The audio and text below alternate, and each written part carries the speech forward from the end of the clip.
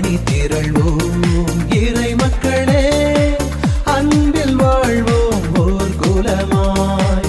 அனைத்தும் படைத்து அழைத்து காக்கும் அன்பு தெய்வம் அழைக்கின்றார். கன்னிமரியே, உலகில் உள்ள எல்லா பெண்களையும் விட நீர் ஆண்டவராகிய உன்னத கடவுளின் ஆசி பெற்றவர். ஏனெனில் உமது புகழ் மாந்தரின் வாயிலிருந்து ஒரு பொழுதும் நீங்கா வண்ணம் அவர் உமது பெருமையை பெரிதும் உயர்த்தியுள்ளார். தந்தை மகன் தூய ஆவியாரின் பெயராலே நம் ஆண்டவராகிய இயேசு கிறிஸ்துவின் அருளும் கடவுளின் அன்பும் தூய ஆவியாரின் நட்புறவும் உங்கள் அனைவரோடும் இருப்பதாக.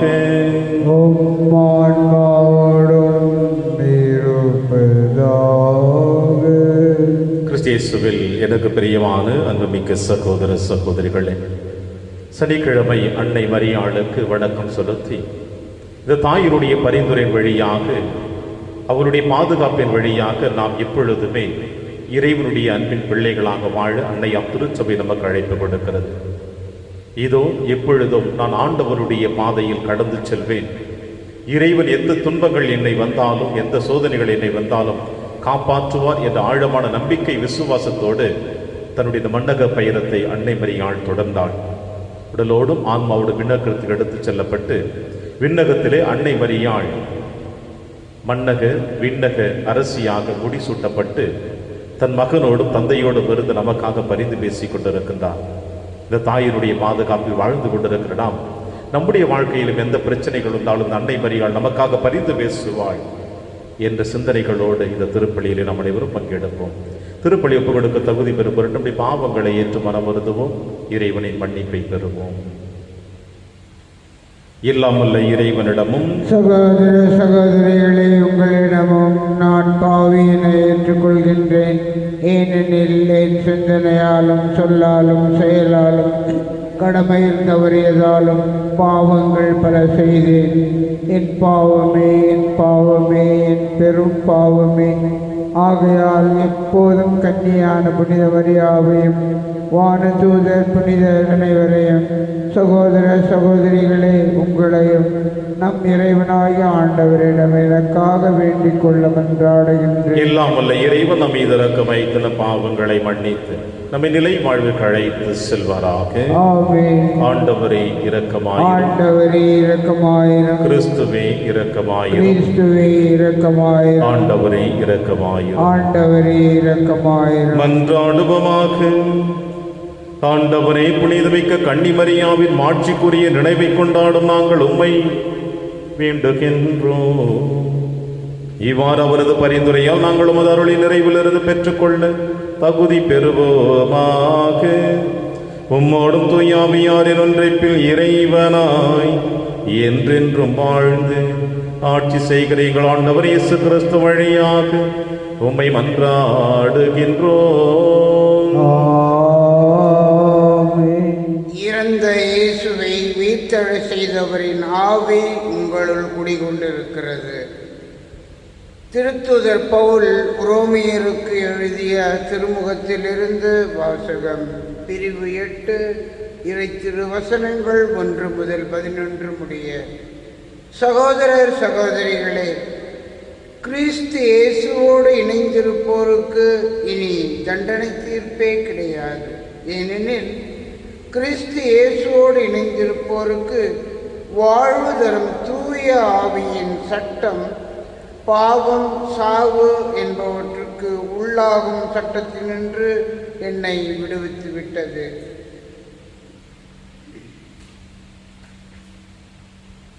ஊனியல்பின் காரணமாய் வலுவற்றிருந்த திருச்சட்டம் செய்ய முடியாத ஒன்றை கடவுள் செய்தார். அதாவது ஊனியல்பு கொண்ட மனிதரை போன்றவராய் தம் சொந்த மகனை அனுப்பி மனிதரிடமுள்ள பாவத்திற்கு முடிவு கட்டினார். ஊனியல்புக்கு ஏற்ப நடவாமல் ஆவிக்குரிய இயல்புக்கேற்ப நடக்கும் நாம் திருச்சட்டத்தின் நெறிகளை நிறைவேற்ற வேண்டும் என்று அவ்வாறு செய்தார். ஏனெனில் ஊனியல்புக்கு ஏற்ப வாழ்வோரின் நாட்டமெல்லாம் அந்த இயல்புக்குரியவற்றின் மீதே இருக்கும். ஆனால் ஆவிக்குரிய இயல்புக்கு ஏற்ப வாழ்வோரின் நாட்டம் ஆவிக்குரியவற்றின் மீதே இருக்கும். ஊனியல் மனநிலை கொண்டிருப்போருக்கு வருவது சாவே. ஆவிக்குரிய மனநிலை கொண்டிருப்போருக்கு வருவது வாழ்வும் அமைதியும் ஆகும். ஏனெனில் ஊனியல் மனநிலை கடவுளுக்கு பகையானது. அது கடவுளின் சட்டத்திற்கு கட்டுப்பட்டிருப்பதில்லை, இருக்கவும் முடியாது. ஊனியல்புக்கு ஏற்ப வாழ்வோர் கடவுளுக்கு உகந்தவர்களாய் இருக்க முடியாது. ஆனால் கடவுளின் ஆவி உங்களுள் குடிகொண்டிருந்தால் நீங்கள் ஊனியல்பை கொண்டிராமல் ஆவிக்குரிய இயல்பை கொண்டிருப்பீர்கள். கிறிஸ்துவின் ஆவியை கொண்டிராதோர் அவருக்கு உரியோர் அல்ல. பாவத்தின் விளைவாக உங்கள் உடல் செத்ததாயினும் கிறிஸ்து உங்களுக்குள் இருந்தால் நீங்கள் கடவுளுக்கு ஏற்புடையவர்கள் ஆக்கப்படுவீர்கள். அதன் பயனாக தூய ஆவி உங்களுள் உயிராய் இருக்கும். மேலும் இறந்த இயேசுவை உயிர்த்தெழச் செய்தவரின் ஆவி உங்களுள் குடிகொண்டிருந்தால் கிறிஸ்துவை உயிர்த்தெழச் செய்த அவரே உங்களுள் குடிகொண்டிருக்கும்.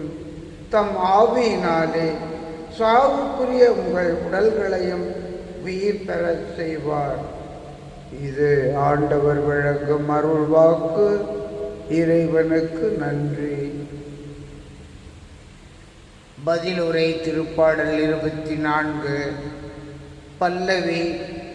கடவுள் முகத்தை தேடுவோரின் தலைமுறையினர் இவர்களே. கடவுள் முகத்தை தேடுவோரின் தலைமுறையினர் இவர்களே. மண்ணுலகம் அதில் நிறைந்துள்ள அனைத்தும் ஆண்டவருடையவை. நில உலகம் அதில் வாழ்வனவும் அவருக்கே சொந்தம். ஏனெனில் அவரே கடல் அலைகள் மீது அதற்கு அடித்தளமிட்டார். ஆறுகள் மீது அதை நிலைநாட்டினவரும் அவரே. பல்லவி. கடவுள் முகத்தை தேடுவோரின் தலைமுறையினர் இவர்களே. ஆண்டவரது மலையில் ஏற தகுதியுள்ளவர் யார்?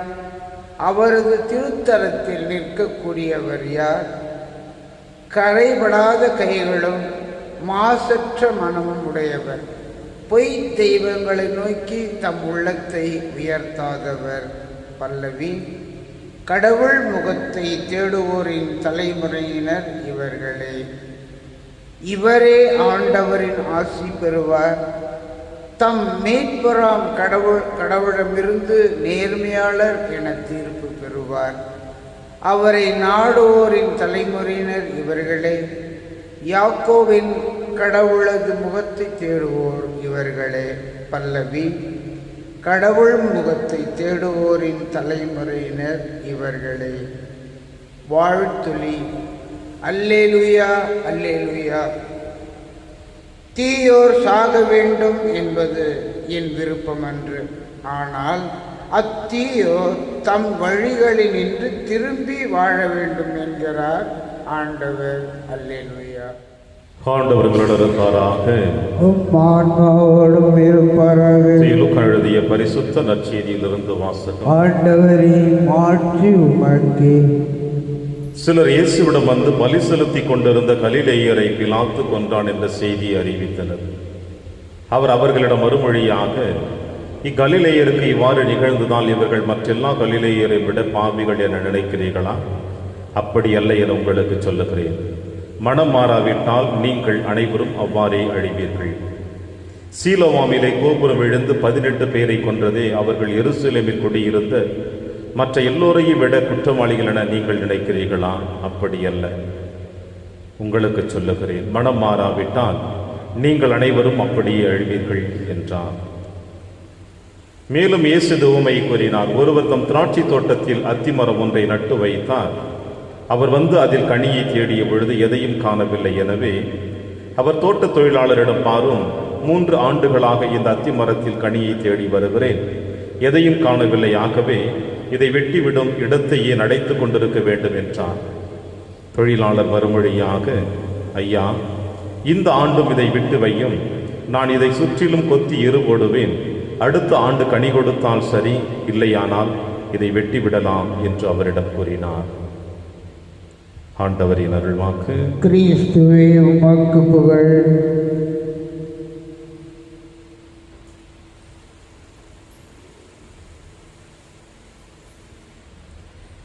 மனம் மாறாவிட்டால் நீங்கள் அனைவரும் அவ்வாறே அழிவீர்கள்.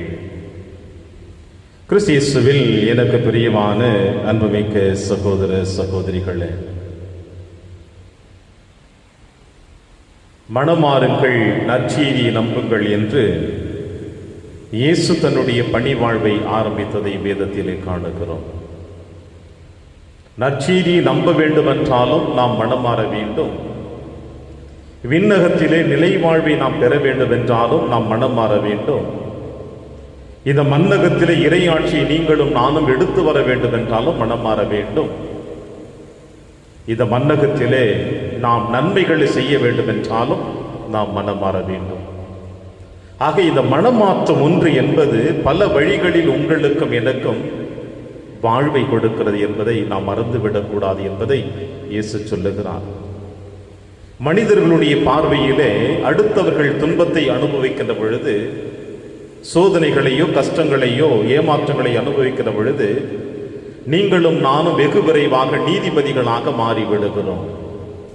நம் கண் முன்னே ஒருவேளை என் உடன்பிறப்பு, என் நண்பர்கள், எனக்கு அறிந்தவர்கள், எனக்கு தெரிந்தவர்கள், என் அலுவலகத்தில் வேலை செய்கிறவர்கள், எனக்கு அருகில் இருப்பவர்கள் யாராக இருந்தாலும், ஒருவேளை அவர்கள் பிரச்சனைகளுக்கு உள்ளாக்கப்பட்டிருந்தாலோ, சோதனைகளுக்கு உள்ளாக்கப்பட்டிருந்தாலோ, விபத்துகளை சந்தித்திருந்தாலோ, தன்னுடைய குடும்பத்தில் பலவிதமான துயர நிகழ்வுகள் ஏற்பட்டிருந்தாலோ, விபத்தில் மரித்திருந்தாலோ, உடனடியாக நீங்களும் நானும் நீதிபதியாக மாறி ஒரு அற்புதமான ஒரு செய்தியை கொடுத்து விடுகிறோம்.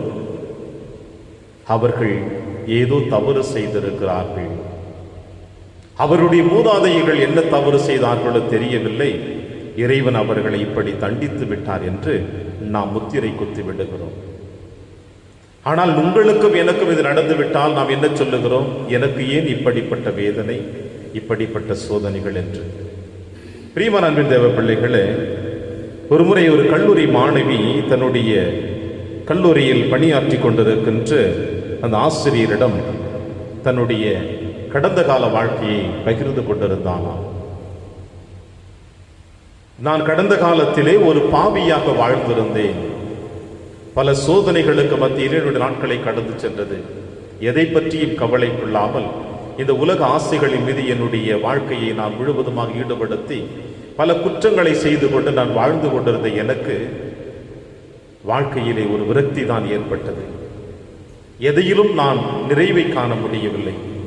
கஷ்டங்களை அனுபவித்தேன், துன்பங்களை அனுபவித்தேன். எனவே என்னுடைய வாழ்க்கையை நான் மாற்றிக்கொண்டு மனம் மாறி கடவுளுக்கு உரிய மகளாக நான் வாழ வேண்டும் என்று விரும்பி என்னுடைய வாழ்க்கையை மாற்றி இப்பொழுது நான் கடவுளுக்கு உண்மையுள்ள மகளாக வாழ்ந்து கொண்டிருக்கிறேன் என்று சொன்னாராம்.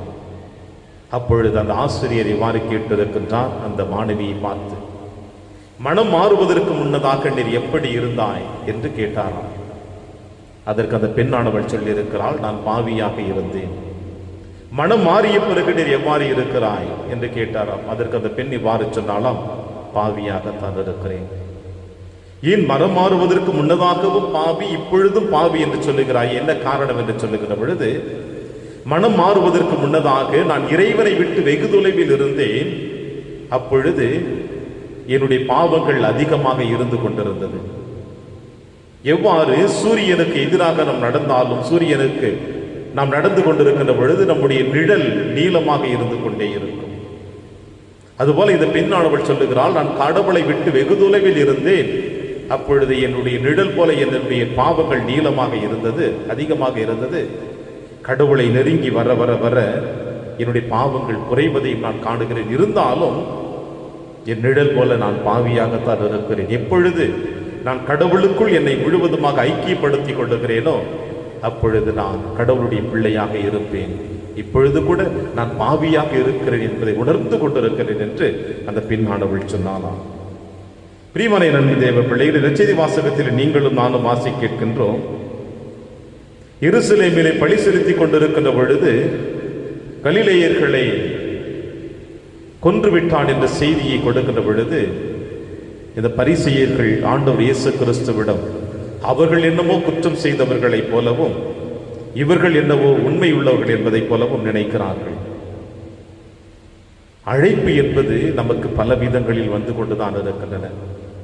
இன்றைய காலகட்டங்களில் ஆண்டவர் இயேசு கிறிஸ்து நற்செய்தி வாசகத்தின் வழியாக உங்களுக்கும் எனக்கும் கொடுக்கின்ற செய்தி, ஒரு தோட்ட தொழிலாளியிடம் ஏன் இந்த எத்துமரம் முழுவதுமாக இடத்தை அடைத்துக் கொண்டிருக்கிறது, இதை வெட்டி எரிந்து விடுங்கள் என்று சொல்லுகின்ற பொழுது தொழிலாளர் அற்புதமாக சொல்லுகிறார், இன்னும் ஒரு ஆண்டை எனக்கு தாரும், இன்னும் ஒரு வாய்ப்பை எனக்கு தாரும்.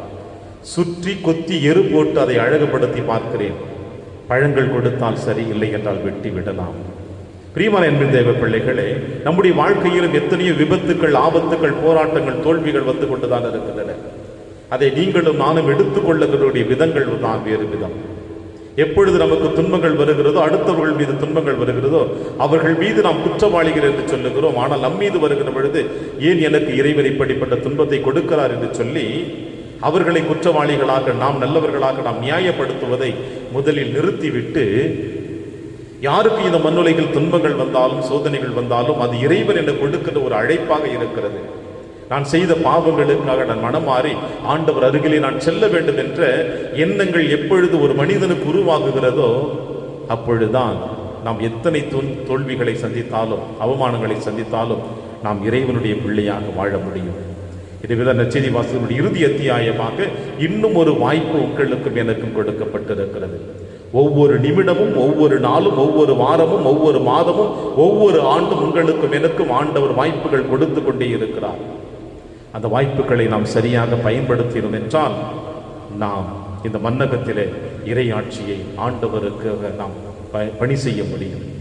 அன்னை மரியாள் தன்னுடைய வாழ்க்கையிலே கப்ரியேல் தூதர் சந்திக்கின்ற பொழுது இயேசுவை கருவாக தாங்க வேண்டும் என்று சொன்ன உடனே ஒரு சாதாரண பெண்மணி போலத்தான் இந்த அழைப்பு எங்கனமாகும் என்று உணர்ந்தாள்.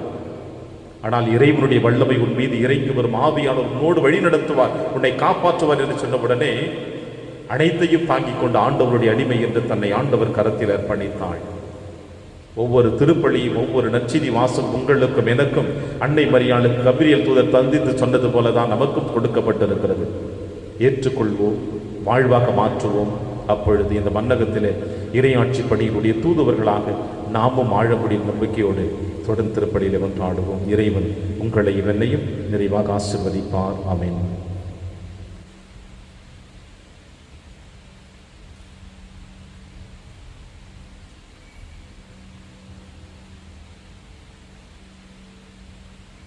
ஆண்டவரை அனைத்துலக நிறைவாக நீர் வாழ்த்து பெறுவீராக. என் வல்லமையிலிருந்து நான் அப்பத்தை பெற்றுள்ளோம். நிலத்தின் விளைவு மனித உழைப்பின் பயணமானது அப்பத்தை ஒப்பு கொடுக்கிறோம். இது எங்களுக்கு வாழ்வழிக்கும் அப்பமாக மாறும். இறைவன் என்றென்றும் வாழ்த்து பெறுவாராக.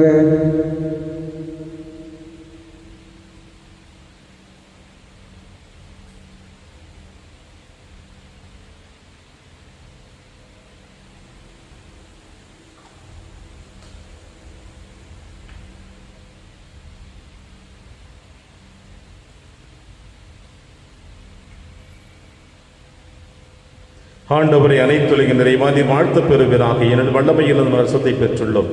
திராட்சை செடியும் மனித உழைப்பின் பயன்மான ரசத்தை முகப்பு கொடுக்கிறோம். இது எங்கள் ஆன்மீக பானமாக மாறும். இறைவன் என்றென்றும் வாழ்த்து பெறுவாராக.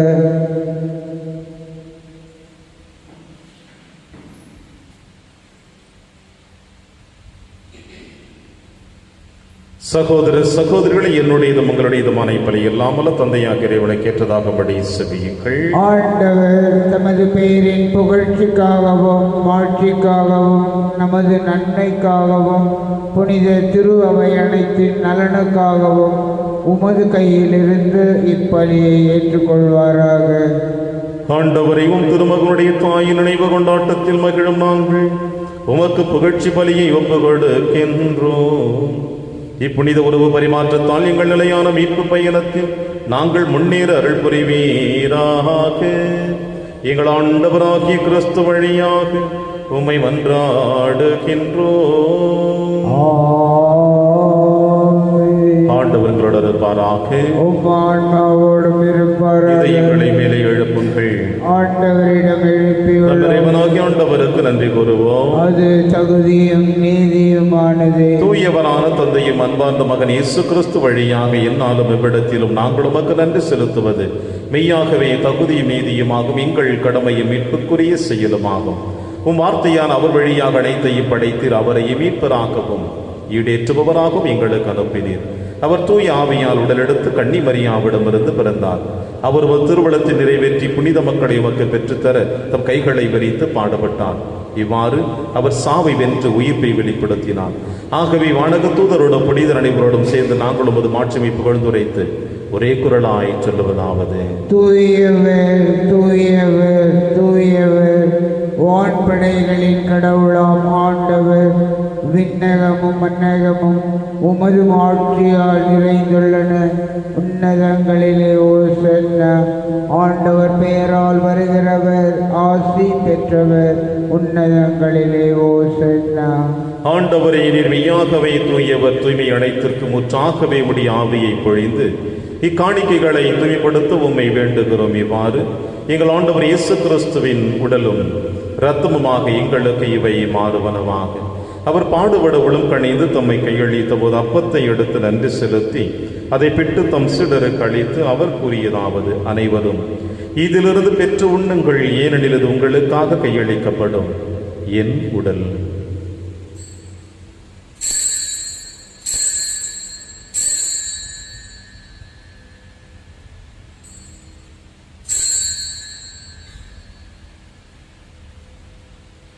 அவர் நம்மை இரவிருந்தை இருந்திய பின் கிண்ணத்தையும் எடுத்து மீண்டும் நன்றி கூறி தம் சீடர்களுக்கு அளித்து அவர் கூறியதாவது: அனைவரும் இதிலிருந்து பெற்று பருகுங்கள், ஏனெனில் இது புதிய நிலையான உடன்படிக்கைக்குரிய இரத்தத்தின் கிண்ணம். இது பாவ மன்னிப்புக்கென்று உங்களுக்காகவும் பலருக்காகவும் சிந்தப்படும். இதை என் நினைவாக செய்யுங்கள்.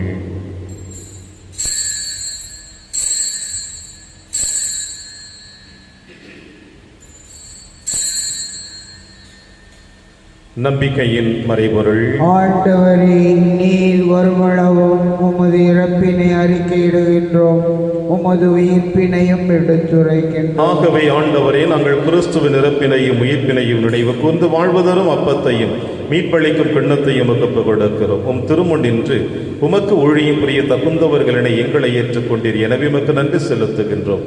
மேலும் கிறிஸ்துவின் உடலிலும் ரத்தத்திலும் பங்கு கொள்ளும் எங்களை தூய ஆவியார் ஒன்று சேர்க்க வேண்டும் என உம்மை தாழ்மையுடன் மன்றாடுகிறோம். ஆண்டவரே, உலகெங்கும் பரவி இருக்கும் திரு அவை நினைவு கூர்ந்தருளும் எங்கள் திருத்தந்தை பிரான்சிஸ், எங்கள் ஆயர் ஆண்டனி சுவாமி, எல்லா திருநிலையிலாக இடப்படும் திரு அவை அன்பில் நிறைவுகிற செய்தருளும். மேலும் உயிர்த்தொழும் எதிர்நோக்குடன் துயிர் கொள்ளும் எங்கள் சகோதர சகோதரிகளையும் இறந்தோர் அனைவரையும் இரக்கத்துடன் நினைவுகொண்டு திருமகளில் ஏற்றருளும் எங்கள் அனைவர் மீதும் இரக்கமாகிறோம். கடவுளின் கண்ணி தாயான புனித மரியா, அவருடைய கணவரான புனித யோசேப்பு, புனித திருத்தூதர்கள், புனித பிரான்சிஸ் சேவியர், புனித கஸ்பார் மற்றும் இவ்வுலகில் முகவந்தவராயிருந்தாகிய புனிதர் அனைவருடனும் நாங்கள் நிலைவாழ்வில் பங்கு கொள்ளும் தகுதி பெற்று உம் திருமகன் இயேசு கிறிஸ்து வழியாக உம்மை புகழ்ந்தேத்தும் மரபொருள உம்மை மன்றாடுகின்றோம். இவர் வழியாக இவரோடு இவரில் எல்லாம் வல்ல இறைவனாகிய தந்தையே, தூய ஆவியாரின் ஒன்றைப்பில் எல்லா புகழும் ஆட்சியும் என்றென்றும் உமக்கு உரியதே.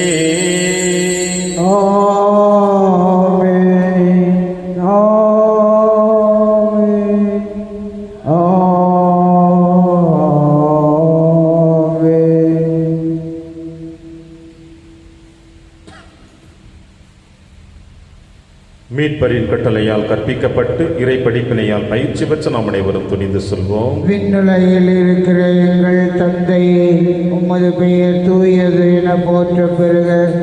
உமது ஆட்சி வருக. உமது திருவுளம் விண்ணுலகில் நிறைவேறுவது போல மண்ணுலகிலும் நிறைவேறுக. எங்கள் அன்றாட உணவை இன்று எங்களுக்கு தாரும். எங்களுக்கு எதிராக குற்றம் செய்வோரை நாங்கள் மன்னிப்பது போல எங்கள் குற்றங்களை மன்னியும். எங்களை சோதனைக்கு உட்படுத்தாதேயும், தீமையிலிருந்து எங்களை விடுவித்தருளும். ஆண்டவரை, தீமை அனைத்திலுமிருந்து எங்களை விடுவித்து எங்கள் வாழ்நாளில் அமைதியை கனிவுடன் அருளுமை மன்றாடுகிறோம். உமது இரக்கத்தின் உதவியால் நாங்கள் பாவத்திலிருந்து எப்பொழுதும் விடுதலை பெற்று யாதொரு கலக்கமுமின்றி நலமாய் இருப்புமாக நாங்கள் எதிர்நோக்கி இருக்கும் பேரின்பத்திற்காகவும் மீட்பராக இயேசு கிறிஸ்து வருகைக்காகவும் காத்திருக்கின்றோம். ஏனெனில் ஆட்சியும் வல்லமையும் மாட்சியும் என்றென்றும் உமது. ஆண்டவரே இயேசு கிறிஸ்துவை அமைதியை உங்களுக்கு விட்டுச் செல்கிறேன், அமைதியை உங்களுக்கு அளிக்கிறேன் என்று உம் திருத்துதர்களுக்கு மொழிந்தீரேன். எங்கள் பாவங்களை பாராமல் திரு அவையின் நம்பிக்கையை கண்ணோக்கி உமது திருவுளத்திற்கு ஏற்பதற்கு அமைதியை மற்றும் அளித்தொள்வீராக என்று வாழ்ந்து ஆட்சி செய்கின்றவர் நீரே. ஆமென். ஆண்டவருடைய அமைதி உங்கள் அனைவரோடும் என்றும் இருப்பதாக. உம் ஆன்மாவோடும் இருப்பதாக. ஒருவருக்கொருவர் உறவின் வாழ்த்தை அறிவித்து மகிழ்வோம். சமாதானம். உலகின் பாவங்களை போக்கும் இறைவனின் செம்மறியே, எங்கள் மேல் இரக்கமாயிரும். உலகின் பாவங்களை போக்கும் இறைவனின் செம்மறியே, எங்கள் மேல் இரக்கமாயிரும். உலகின் பாவங்களை போக்கும் இறைவனின் செம்மறியே, எங்களுக்கு அமைதியை அளித்தருளும்.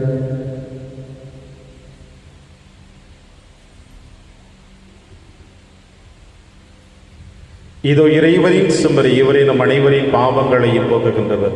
செம்மறியின் விருந்திற்கு அழைக்கப்பெற்ற நம் அனைவரும் பேறு பெற்றோர். ஆண்டவரே, நீர் என் இல்லத்தில் எழுந்தருள நான் தகுதியற்றவன். ஆனால் ஒரு வார்த்தை மட்டும் சொல்லியருளும், எனது ஆன்மா நலம் அடையும். கிறிஸ்துவின் திருவிடலும் திருத்தும் காத்து நமக்கு நிலையான வாழ்வளிப்பதாக. ஆமென்.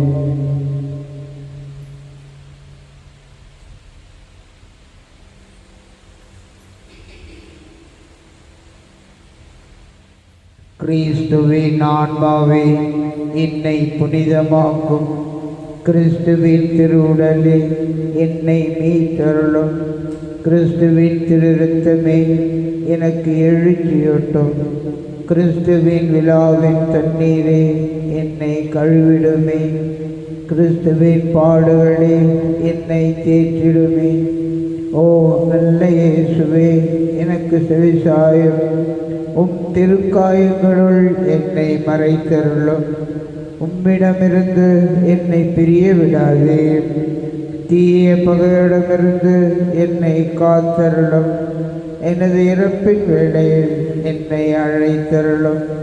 உம்மிடம் வர எனக்கு கட்டளையிட்டருளும். புனிதர்களோடு எக்காலமும் உம்மை புகழ செய்யும். ஆமென். எல்லா தலைமுறையினரும் என்னை பேறு பெற்றவர் என்பர், ஏனெனில் கடவுள் அடிமையின் தாழ்நிலையை கண்ணோக்கினார். நன்றி கூறி மன்றாடுவோமாக. ஆண்டவரே, விண்ணகுணவால் ஊட்டம் பெற்றுள்ள நாங்கள் உம்மை கெஞ்சி வேண்டுகின்றோம். அருள்மிகு கண்ணியிடம் பிறந்தவும் திருமகனை வளடையாளத்தின் வழியாக உட்கொண்டுள்ளோம். அதனால் எங்கள் சொற்களால் அவரை அறிவிக்கவும் செயல்களால் அவரை பற்றி கொள்ளவும் அருள்வீராக. எங்கள் ஆண்டவராகிய கிறிஸ்து வழியாக உம்மை மன்றாடுகின்றோம். ஆண்டவர் உங்களோடு இருப்பாராக.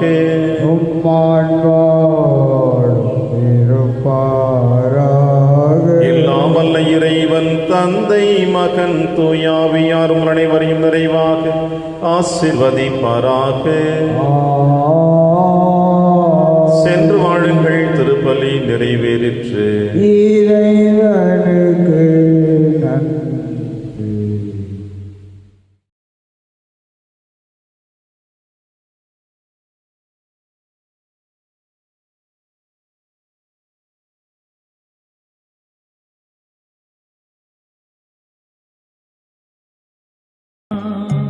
வாழ்க